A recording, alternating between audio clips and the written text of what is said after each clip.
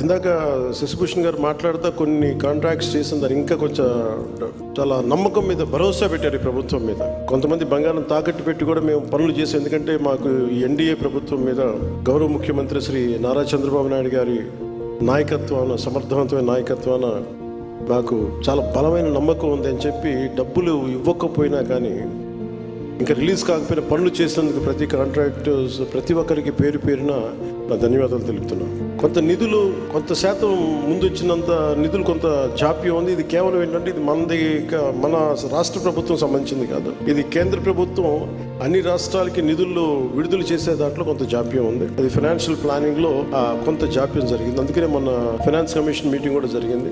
దాంట్లో భాగంగా అన్ని వాళ్ళకి చూసుకున్న తర్వాత ఖచ్చితంగా ఇంకో కొద్ది రోజుల్లోనే మనకి ఆ నిధులు వస్తాయి అనేది నాకు సంపూర్ణమైన విశ్వాసం ఉంది. దానికి మాకు తెలియ కూడా చేశారు. సో మీ అందరికీ ఆ భరోసా అయితే ఇస్తున్నాను మీకు.